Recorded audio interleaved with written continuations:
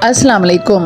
आज से हज़ारों साल पहले जज़ीरा अरब के जनूबी इलाकों में यमन के गिर्द नवा में एक शहर आबाद था जिसे सबा कहते थे और वहाँ आबाद लोगों को कौम सबा कहते थे। यहाँ हर तरफ लहलाती फसलें और फल से लदे दरख्त मौजूद थे, मगर ये कौम शिर्क में मुब्तला थी और सूरज की पूजा किया करती थी।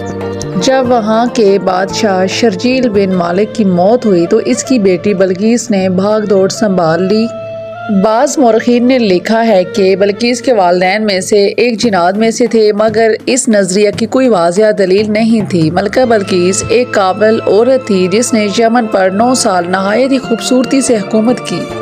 दुनिया के बेशतर इलाकों में जो तिजारत होती थी वो सबाइयों के हाथ में थी। यही वजह थी कि ये कौम नहायत ही दौलतमंद थी, मगर ये वही ज़माना था जब मशरक़ से मगरिब तक एक अजीम महद बादशाह की ताकत वर हुकूमत का डंका बजता था, जिस तारीख में सलेमान इब्ने दाऊद के नाम से जाना जाता है। हज़रत सलेमान की हुकूमत दुनिया के बेशतर ममालिक में थी, जिसका दारुल खिलाफा यरूशलेम शहर था। अब को हर चरिंद परिंद जानवरों पर हुक्मरानी अता की गई थी। एक दिन का वाक़या है, हज़रत सलेमान अलैहिस्सलाम ने दरबार लगाया तो जिन व इंस जानवर परिंदे सब के सब हाजिर हुए, मगर इनका चहेता परिंदा हुदहुद गायब था। आपने पूछा हुदहुद कहाँ है? जब वो नजर नहीं आया तो हज़रत सलेमान अलैहिस्सलाम ने फरमाया, अगर वो अपनी गैर हाजिरी की कोई माकूल वजह पेश ना कर सका तो उसे ज़िबा कर दिया जाएगा।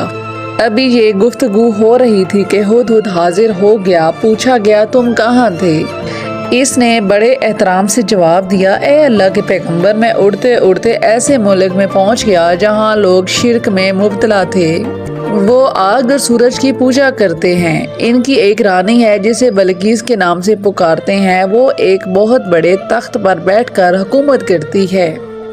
तख्त में कीमती हीरे जवाहरात लाल जमर्द जड़े हुए हैं। इसके पास तमाम सामान आराश के मौजूद हैं। हज़रत सलेमान अलैहिस्सलाम ने फरमाया, अगर तुम्हारी बात सच है तो मेरा ख़त इस मलका तक पहुँचाओ ताकि वो शिरक से बाज आ जाए, और ख़त पहुँचाने के बाद वहाँ बैठकर सुनो कि वो क्या रद्द-ए-अमल अख्तियार करती है और मुझे खबर देना।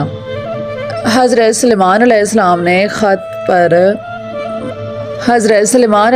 ने ख़त रवाना किया जो यूँ था, शुरू अल्लाह के नाम से जो बड़ा मेहरबान और नहायत ही रहम फरमाने वाला है। ये इज़्ज़त वाला ख़त हज़रत सलेमान अलैहिस्सलाम की तरफ से बल्कीस के लिए था।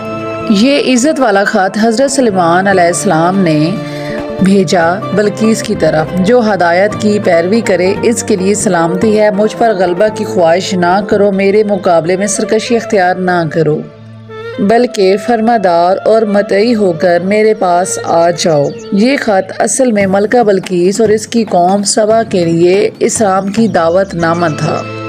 हुदहुद ने ये ख़त जाकर मलका बल्कीस की गोद में गिरा दिया। मलका के दरबार में इस वक्त 300 के करीब सरदार बैठे थे और उन्होंने जब ये ख़त पढ़ा तो तैश में आ गए और कहा कि ये हमारी तौहीन है, हमें इसका सख्त जवाब देना चाहिए। मगर मलका समझदार थी और कहा कि ख़त से पता चल रहा है कि ये कोई आम शख्स नहीं है, खुदा का कोई पैगंबर है, लिहाजा हमें हिकमत से काम लेना चाहिए। इसने कहा, मैं हज़रत सलेमान अलैहिस्सलाम की तरफ एक तोहफा भेजती हूँ, अगर इसने कबूल कर लिया तो वो बादशाह है, मैं इससे जंग करूँगी।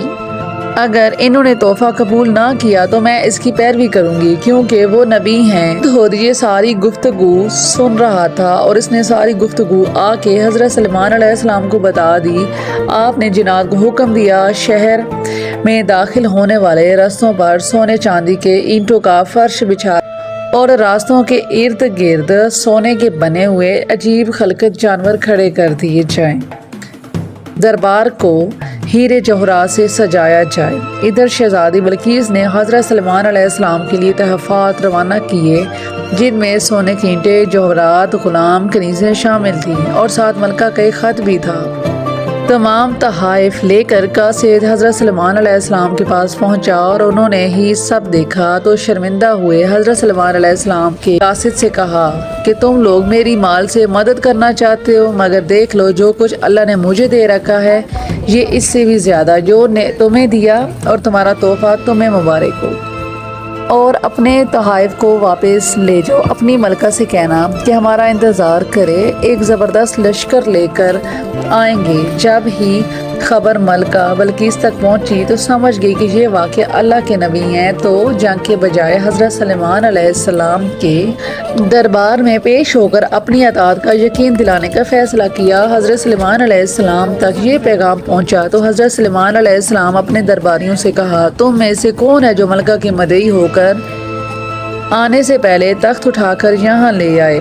ایک دیو ہیکل جن نے کہا، آپ کے دربار کو برخاست کرنے سے پہلے میں اسے یہاں لا سکتا ہوں۔ میں اس کام کی پوری قوت رکھتا ہوں اور ایماندار بھی ہوں۔ اس کے بعد دربار میں سے ایک شخص جسے کتاب کا علم تھا، اس نے کہا، میں آپ کی پلک جھپکنے سے پہلے تخت لے کر آ سکتا ہوں۔ جب حضرت سلیمان علیہ السلام نے تخت کو اپنے پاس دیکھا تو پھر اٹھے کہ یہ میرے پروردگار کا فضل ہے تاکہ وہ مجھے آزمائے کہ میں شکر کرتا ہوں یا ناشکری۔ جو شکر کرتا ہے اس کا شکر اپنے لیے مفید ہے، اور کوئی ناشکری کرے تو میرا پروردگار بے شک بے نیاز ہے۔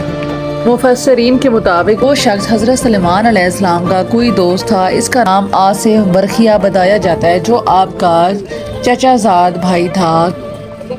اس تخت کی لمبائی 80 ہاتھ اور اونچائی 40 ہاتھ تھی۔ اس میں موتی یاقوت زمرد جڑے ہوئے تھے۔ حضرت سلیمان علیہ السلام نے اس تخت میں رد و بدل کر دیا، اسے پہلے سے بھی بہتر بنا دیا۔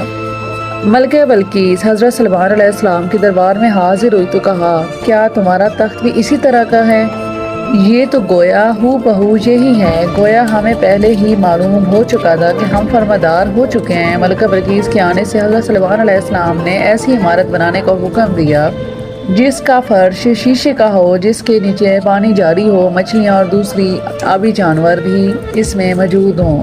حضرت سلیمان علیہ السلام اس عمارت میں اپنے تخت پر جلوہ افروز تھے، اور اس کے نیچے پانی اپنے تاب میں بہہ رہا تھا کہ اس کے اوپر شیشہ نظر نہیں آتا تھا۔ بلکہ اس کو اس کے محل میں لایا گیا تو اس نے فرش کو دیکھا تو سمجھی کہ یہ پانی کا ایک چول ہے، تو بلقیس سمجھی کہ پانی بہہ رہا ہے تو اپنی پنڈلیوں سے کپڑا اٹھانے لگی۔ تو سلیمان علیہ السلام نے فرمایا، تو یہ تو شیشے کا ایک فرش ہے۔ تو شرمندہ ہوئی اور بول اٹھی کہ اے میرے پروردگار، میں تو سورج کی پوجا کر کے اپنے اوپر ظلم کرتی رہی، اب میں نے سلیمان علیہ السلام کے ساتھ اللہ کی اطاعت قبول کر لی ہے۔ لہٰذا بلقیس کو سمجھ آ گیا، جس وہ شیشے کے صحن کو پانی سمجھ بیٹھی، اسی طرح وہ اس کی قوم سورج کی چمک دمک دیکھ کر اس کو معبود سمجھ بیٹھے۔ اگر آپ کو ویڈیو اچھی لگی ہو تو چینل کو سبسکرائب کر دیجیے گا۔